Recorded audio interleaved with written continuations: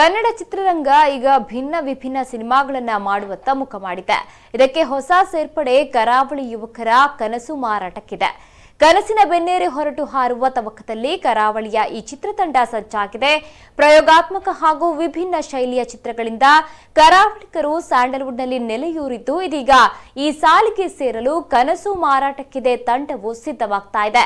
ಬಹುಮುಖ ಪ್ರತಿಭೆ ಸ್ಮಿತೇಶ್ ಎಸ್ ಭಾರ್ಯ ನಿರ್ದೇಶನದ ಈ ಚಿತ್ರಕ್ಕೆ ಕಾಮಿಡಿ ಕಿಲಾಡಿ ಖ್ಯಾತಿಯ ಅನೀಶ್ ಪೂಜಾರಿ ಚಿತ್ರಕಥೆ ಸಂಭಾಷಣೆ ಬರೆದಿದ್ದಾರೆ.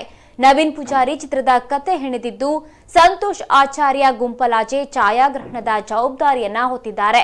ಇನ್ನು ಚಿತ್ರಕ್ಕೆ ಖ್ಯಾತ ಹಿನ್ನೆಲೆ ಗಾಯಕಿ ಮಾನಸ ಹೊಳ್ಳ ಸಂಗೀತದ ಇಂಪು ನೀಡುತ್ತಿದ್ದಾರೆ. ಸಂಕಲನಕಾರರಾಗಿ ಗಣೇಶ್ ನಿಡ್ಚಲ್ ಜೊತೆಯಾಗಿದ್ದಾರೆ. ಸಿನಿಮಾಗಳ ಗೀತೆಗೆ ಸಾಹಿತ್ಯ ಬರೆದ ಕವಿರಾಜ್, ಭರಾಟೆ ನಿರ್ದೇಶಕ ಚೇತನ್, ಸಾಹಿತಿ ನಾಗೇಂದ್ರ ಪ್ರಸಾದ್, ಸುಕೇಶ್ ಇವರುಗಳು ಕನಸಿನ ಹಾಡಿಗೆ ಸಾಹಿತ್ಯದ ಸಾಥ್ ನೀಡಿದ್ದಾರೆ.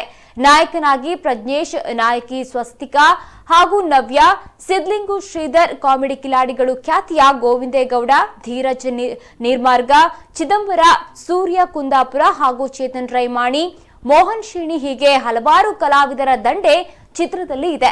ಇನ್ನು 2020 ಫೆಬ್ರವರಿಯಲ್ಲಿ ಸಿನಿಮಾ ತೆರೆ ಕಾಣುವ ಸಾಧ್ಯತೆ ಇದೆ ಎನ್ನಲಾಗ್ತಾ ಇದೆ.